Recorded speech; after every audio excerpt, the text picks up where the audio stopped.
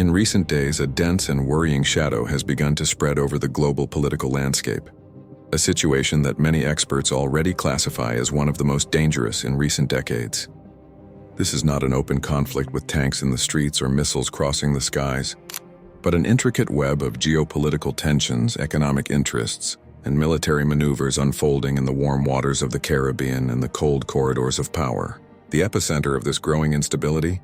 Venezuela, a nation rich in natural resources but long mired in internal crises, and now an unexpected stage for a clash of titans between the United States and China.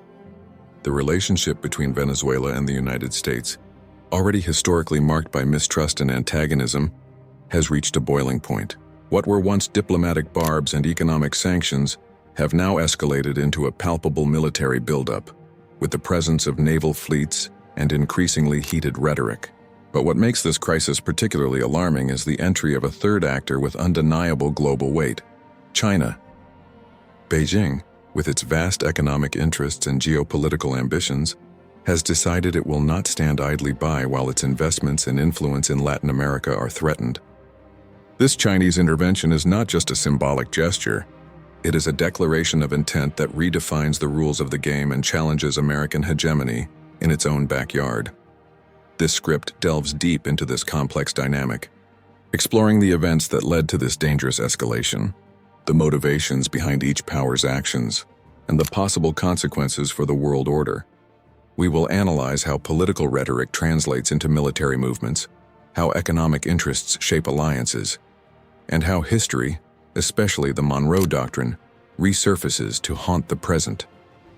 More than a factual account, this is an analysis of the forces that are reshaping the geopolitical map, with Venezuela at the center of a storm that could have global repercussions. Get ready to understand why this silent crisis may be the harbinger of a new era of confrontations and power realignments. Join us on this journey to unravel the intricacies of one of the most critical moments in contemporary international politics.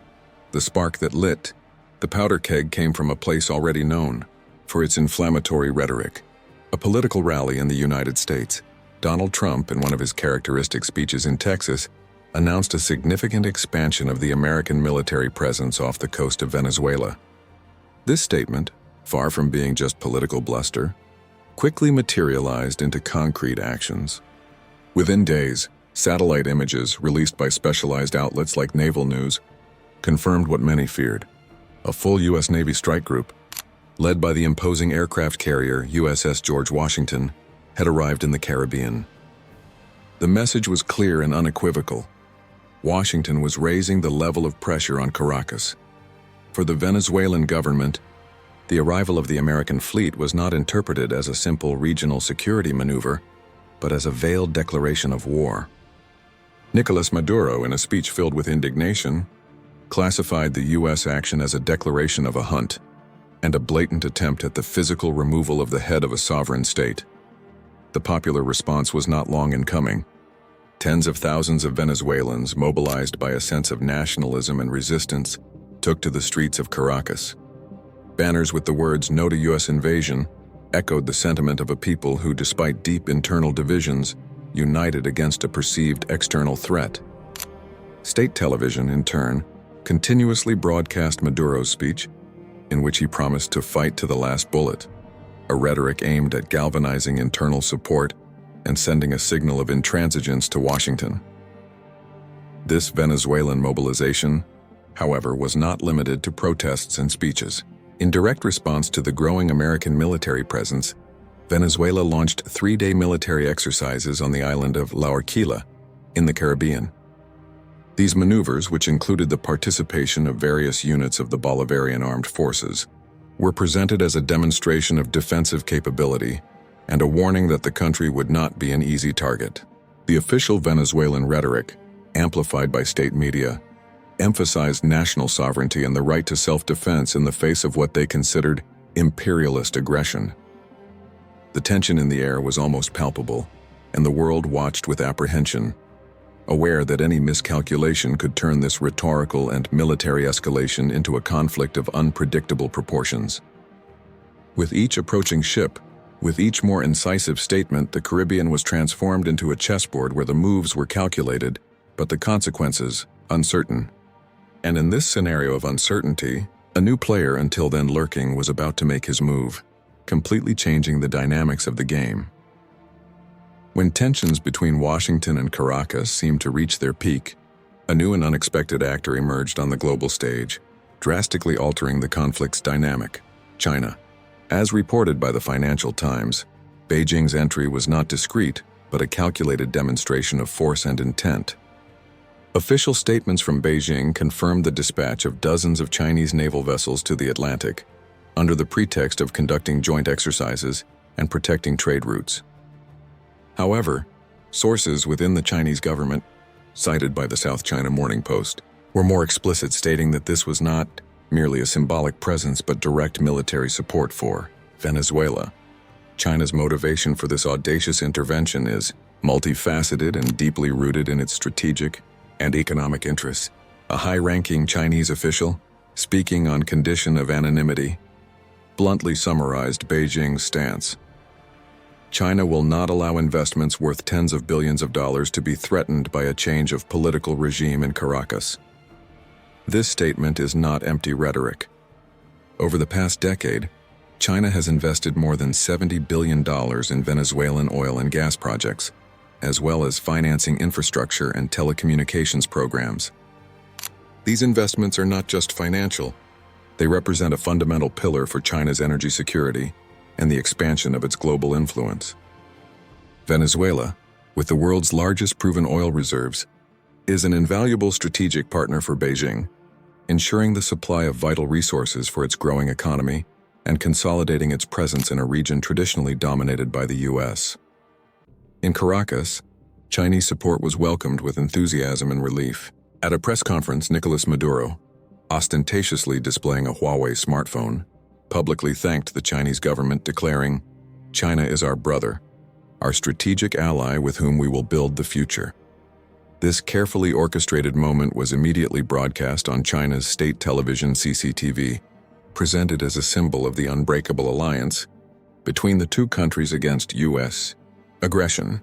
This narrative not only reinforces the legitimacy of Maduro's regime but also projects China's image as a global power willing to defend its allies and challenge Western hegemony. Washington. Post analysts note that while Maduro's gestures may seem largely symbolic, they conceal a serious military-political strategy. China, by openly positioning itself in defense of Venezuela, is sending a clear message to the world. Its sphere of influence is no longer limited to Asia. This is a paradigmatic shift in Chinese foreign policy, which traditionally focused on regional issues and non-intervention. Now, Beijing demonstrates a growing willingness to project its military and economic power on a global scale, challenging the established order and seeking a more prominent role in global governance. Venezuela, in this context, becomes a strategic focal point, not only for its natural wealth, but as a springboard for the projection of Chinese power in the Western Hemisphere, literally in the backyard of the United States. This Chinese audacity not only reconfigures the balance of power in the region, but also raises profound questions about the future of global geopolitics and the possibility of a new Cold War. With flashpoints in unexpected locations, follow the next section to understand how this Chinese intervention is being viewed in Washington and what dilemmas the U.S. now faces. Don't miss the chance to deepen your knowledge of complex international relations. Click here for more exclusive analyses. In Washington, China's entry into the Venezuelan scenario was not met with indifference, but with growing alarm echoing through the corridors of power. The Pentagon, in particular, watched with great concern the movement of the Chinese fleet in the Atlantic. Reports from Pentagon officials indicated that U.S. ships had already begun operations to intercept and, if necessary, destroy Venezuelan vessels allegedly carrying drugs and weapons. This action, although publicly justified as part of anti-drug efforts, carried an implicit message of warning and a show of force. However, behind the scenes, a much larger and more complex question loomed over the American capital. Would the United States risk a direct confrontation with China if Chinese forces actually moved to defend Venezuela? The Wall Street Journal, citing sources in the National Security Council, revealed that in private, then-President Trump had considered a scenario of a limited naval blockade. However, His advisors reportedly warned of the catastrophic consequences if even a single Chinese destroyer were harmed. The memory of the Cuban Missile Crisis of 1962 loomed like a ghost, reminding everyone how quickly a regional crisis can escalate into a global confrontation with nuclear potential. Beijing's audacity, willing for the first time in its history to challenge Washington not only for its own interests, but in defense of a country in another hemisphere, was something previously thought impossible. This paradigm shift, according to experts at the Center for Strategic and International Studies, signals that China is transitioning from a policy of regional defense to one of global expansion. Venezuela, with its vast oil reserves and strategic location in the U.S. backyard, has become the focal point of this new strategy. Meanwhile, the crisis resonated in other global capitals. In NATO, the debate was intense and revealed deep divisions. According to Politico, in the corridors of Brussels, allies failed to reach a consensus. The United Kingdom and Poland, aligned with a tougher U.S. approach, insisted on the need for a collective response in case of confrontation with China. On the other hand, Germany and France adopted a more cautious stance. A source from the German Foreign Ministry stated that Berlin considered it madness to fight China over Venezuela. Paris, in turn, proposed a diplomatic mission to mediate between Washington and Beijing, seeking a solution that would avoid military escalation. This division within NATO underscored the complexity of the situation and the reluctance of some European powers to engage in a direct confrontation with China over an issue they considered distant from their immediate interests. In Latin America, opinions were equally divided. According to El País, Cuba and Nicaragua officially expressed their willingness to provide Venezuela with infrastructure for joint defensive actions, strengthening ideological and strategic ties with Maduro's regime. In contrast, countries like Peru and Chile feared that the presence of Chinese ships could militarize the entire region and trigger an arms race, further destabilizing a continent already prone to instability. This regional polarization reflected the influence of different geopolitical blocs and the complexity of international relations in Latin America. Global markets, always sensitive to any sign of instability, reacted immediately. Bloomberg noted that investors were pricing in the risk of a full-scale conflict that could paralyze oil supplies from the region, causing a devastating impact on the world economy. Foreign Affairs magazine, in its latest issue, summarized the situation grimly. "We are witnessing the beginning of a new Cold War, but with a hotspot in the Western Hemisphere." The comparison to the Cuban Missile Crisis of 1962 was inevitable, but with a crucial difference. Instead of Soviet missiles, there was the Chinese fleet, and instead of Cuba, there was Venezuela. The question increasingly voiced in world capitals was whether this local crisis would escalate into a global confrontation. The answer was still uncertain, but one thing was clear. Humanity had entered a new and dangerous stage where every misstep could lead to catastrophe. To understand more about how these tensions can affect your daily life and the future of the global economy, continue following our in-depth analyses. Don't forget to subscribe to our channel so you don't miss any updates on this and other crucial topics. The Venezuelan crisis, with the unexpected and audacious Chinese intervention, is not just a regional conflict. It represents a litmus test for one of the oldest and most fundamental pillars of United States foreign policy, the Monroe Doctrine. Proclaimed in 1823 by President James Monroe, this doctrine established that any intervention by European powers in the affairs of the Americas would be considered a hostile act against the United States. For almost 2 centuries, the Monroe Doctrine served as the cornerstone of American hegemony in the Western Hemisphere, shaping power relations and ensuring that no external power could challenge Washington's influence in its own sphere of interest. Now, with Chinese warships sailing in the Caribbean, and Beijing openly declaring its military and economic support for Venezuela, the Monroe Doctrine is being challenged in an unprecedented way. Bloomberg analysts argue that the current crisis could become a turning point for global geopolitics. If China successfully defends Venezuela, it would signal the effective collapse of the Monroe Doctrine, opening the doors to a new era of multipolarity in Latin America. This would mean that the United States would no longer be the sole power with the right to intervene or influence the affairs of the region, and other major powers such as China and even Russia could establish their own spheres of influence. On the other hand, if the US manages to break Venezuelan and Chinese resistance, it would send a clear message to all countries in the region. Washington is still the master in its hemisphere. Such an outcome would reaffirm the Monroe Doctrine and American primacy, but at a potentially very high cost, both in terms of resources and global reputation. The dilemma is profound. Yielding to Chinese influence would mean accepting an erosion of American hegemony, while confronting China directly could lead to a conflict of catastrophic proportions. Washington's choice will not only affect Venezuela, but will redefine the US role in the world and the structure of the international order. This situation is further complicated by the fact that, amidst the events in Venezuela, former President Trump was actively campaigning, with the central theme of a strong hand against dictators. His speeches were filled with incisive statements. "We will not allow China to interfere in our region. Venezuela will be free." This rhetoric, while powerful for his electoral base, concealed a complex strategic dilemma. The question was not just whether the US should confront China, but whether it could do so without triggering a large-scale war. The stakes are high, and the outcome of this ideological and military confrontation will have lasting implications for the future of the Monroe Doctrine and for the very definition of sphere of influence in the 21st century. To delve deeper into the historical roots and future implications of the Monroe Doctrine, we recommend reading specialized articles and geopolitical analyses. Stay informed, because what happens in Venezuela today can shape the world of tomorrow. Visit our portal for more exclusive content. Amidst the military and diplomatic escalation, another battle unfolded with equal intensity: the war of narrative.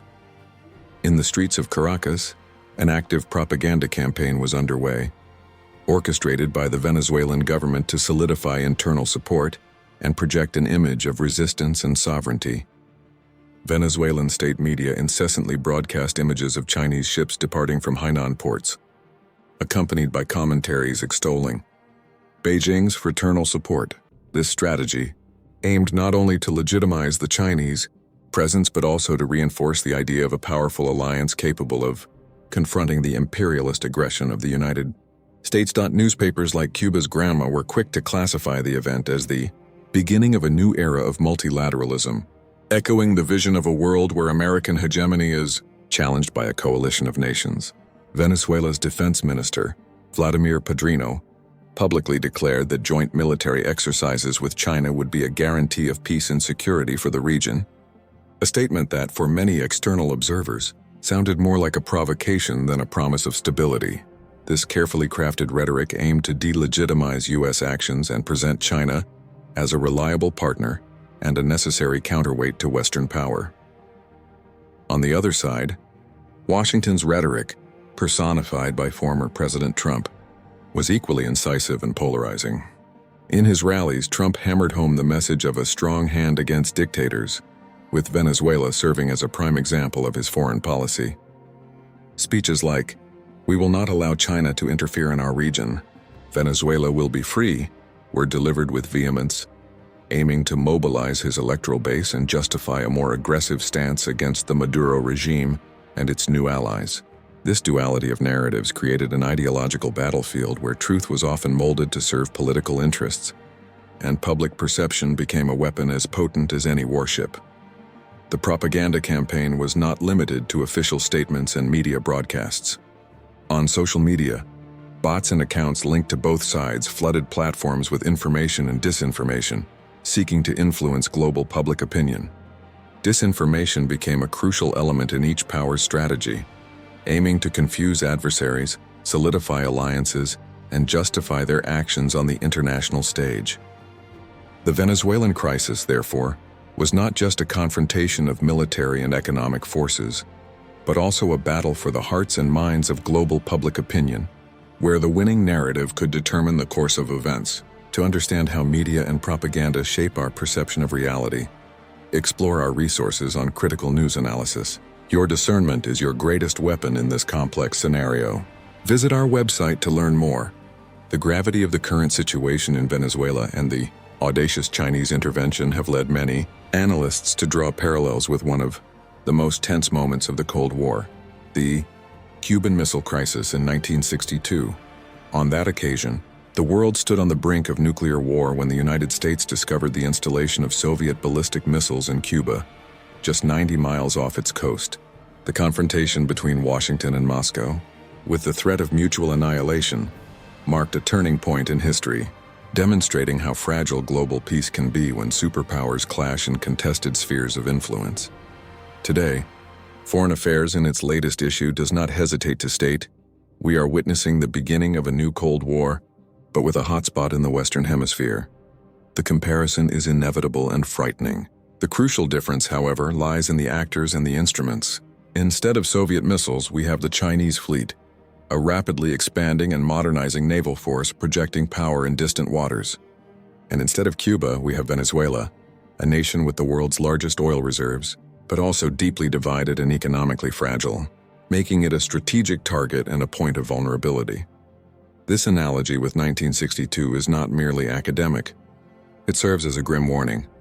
The Cuban Missile Crisis was resolved through secret negotiations and mutual concessions, averting the worst.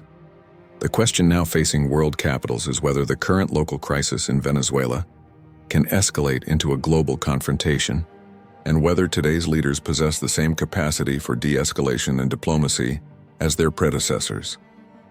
The presence of an Asian power with global ambitions in what the U.S. considers its backyard is a direct challenge to the established order and the Monroe Doctrine, which for so long guaranteed American primacy in the region. The United States, throughout its history, has always considered the Caribbean and Latin America as its natural sphere of influence. The Chinese military presence, even if justified as protection of economic interests and trade routes, is seen in Washington as an unacceptable violation of this historical prerogative. China, in turn, argues that its presence is legitimate, based on sovereign agreements with Venezuela and the need to protect its vast investments. This collision of narratives and interests creates a highly dangerous scenario, where the line between deterrence and provocation becomes increasingly thin. Therefore, the world holds its breath. We are witnessing the emergence of a new phase in the confrontation between great powers, with Venezuela, unexpectedly, at the center. The main question, still unanswered, is whether the U.S. will go all the way if China intervenes directly in defense of Venezuela. History teaches us that, in moments of crisis like this, every move, every word, every decision can have global repercussions. Humanity has entered a new and dangerous stage where any misstep could lead to a catastrophe of unimaginable proportions. To delve even deeper into the historical parallels and lessons of the Cuban Missile Crisis, explore our articles and documentaries.